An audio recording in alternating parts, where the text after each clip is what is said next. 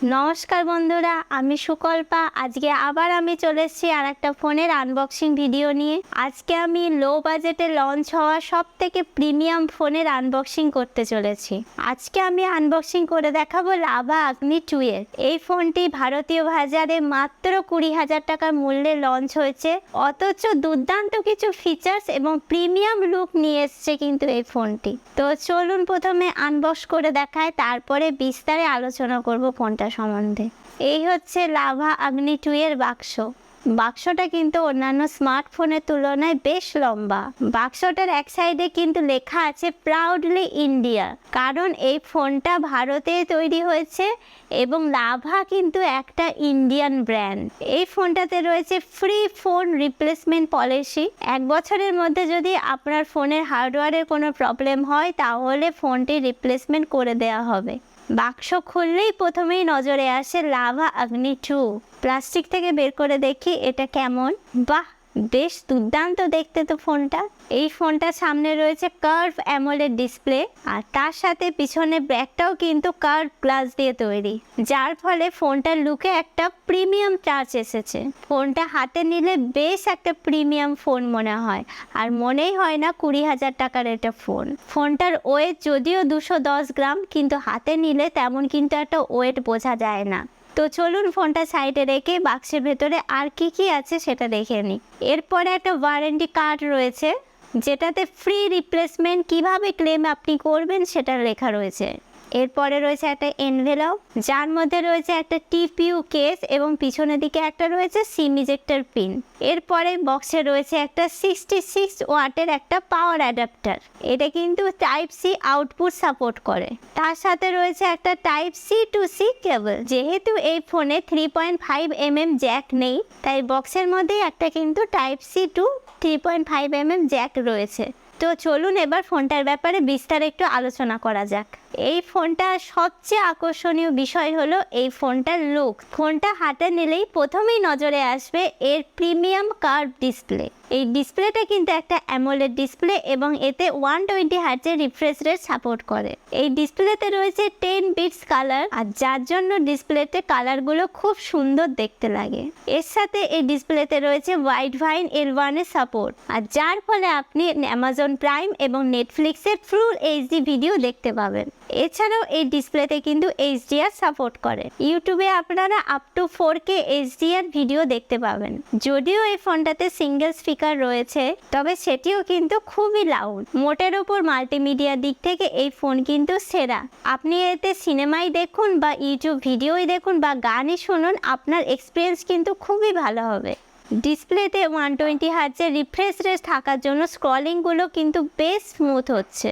এই ফোনটার দ্বিতীয় যে ব্যাপারটা যেটা আমার খুবই ভালো লেগেছে সেটা হলো এটা স্টক অ্যান্ড্রয়েড। এতে লেটেস্ট অ্যান্ড্রয়েড 13 পেয়ে যাবেন এবং এর ইউআই এর মধ্যে কোনোরকম কোনো ব্লোটওয়্যার বা অ্যাডস আসে না। তবে স্টক অ্যান্ড্রয়েড হলেও এতে কিন্তু বেশ কিছু ইউজফুল ফিচার্স দেওয়া রয়েছে, যেমন YouTube background play, app lock এবং অলওয়েজ অন ডিসপ্লে এবং ডবল ট্যাপ টু ওয়েক। এছাড়াও বেশ কিছু ফিচার্স রয়েছে, আমি অল্পতে বোঝালাম। এই ফোনটাতে যে প্রসেসর রয়েছে সেটা হলো মিডিয়াটেকের ডায়মেনসিটি 7050 প্রসেসর। এই প্রসেসরের সাথে কিন্তু কোনো ফোন ফার্স্ট ইন্ডিয়াতে লঞ্চ হলো। যদিও এই প্রসেসরটা প্রথম লঞ্চ হলো, তবুও কিন্তু এই প্রসেসরটা পুরনো একটা প্রসেসরের সাথে প্রায় সেম টু সেম। মিডিয়াটেকের 1080 এবং ডায়মেনসিটি 7050 প্রসেসর প্রায় একই রকম। যদিও প্রসেসরটার পারফরমেন্স খুবই ভালো, ডে টু ডে লাইফে কোনো রকম ল্যাগ হয় না এবং গেমিং করলে গেমিং এর পারফরমেন্সও কিন্তু খুবই ভালো। এই ফোনে বেশ কিছুক্ষণ গেম খেলে দেখেছি, গেম খেললে কিন্তু ফোনটাতে কোনো হিট করে না। সঙ্গে থ্রটল টেস্টও করে দেখা রয়েছে, থ্রটল টেস্টে বেশ ভালো পারফরমেন্স করে। মোটের ওপর এই বাজেটে one of the best performance পেয়ে যাবেন এই ফোনে। সঙ্গে রয়েছে এই ফোনে 8GB র্যাম এবং 256GB স্টোরেজ। এই 8GB র্যামটাকে কিন্তু আবার 8GB পর্যন্ত এক্সপ্যান্ড করা যায়। এই ফোনটার পিছনে কোয়াড ক্যামেরা সেটআপ রয়েছে, যার মূল ক্যামেরাটা হলো 50 মেগাপিক্সেলের এবং সাথে রয়েছে 8 মেগাপিক্সেলের আল্ট্রা ওয়াইড ক্যামেরা এবং 2 মেগাপিক্সেলের একটা ডেপথ সেন্সর এবং 2 মেগাপিক্সেলের একটা ম্যাক্রো ক্যামেরা। এবং এর সাথে ফ্রন্টে রয়েছে 16 মেগাপিক্সেলের একটা সেলফি ক্যামেরা, যেখানে এই বাজেটে কিন্তু অনেক ফোনেই আল্ট্রা ওয়াইড ক্যামেরা বাদ দিয়ে দেওয়া হয়েছে, সেখানে কিন্তু এই ফোনের মধ্যে সমস্ত দরকারি ক্যামেরাগুলো দেওয়া রয়েছে। এই ফোনের ফটো কোয়ালিটি বেশ ভালো, ডে লাইটে বেশ দুর্দান্ত ফটো তোলা যায়। এই বাজেটে সেরা ক্যামেরাগুলোর মধ্যে কিন্তু একটা। এই ফোন দিয়ে 4K তে ভিডিও কিন্তু আপনারা রেকর্ড করতে পারবেন। এই বাজেটের ম্যাক্সিমাম ফোনে কিন্তু 4K রেকর্ডিং থাকে না। এই ফোনে শুধুমাত্র 4K নয়, আপ টু 2K পর্যন্ত EIS এ সাপোর্ট পাওয়া যায়। তবে ফ্রন্ট ক্যামেরাতে কিন্তু কোনো রকম EIS এ সাপোর্ট দেখতে পেলাম না। ফ্রন্ট ক্যামেরাতেও EIS থাকলে বেশ ভালো হতো, তবে ফ্রন্ট ক্যামেরার ফটোগুলোও ঠিকঠাকই রয়েছে।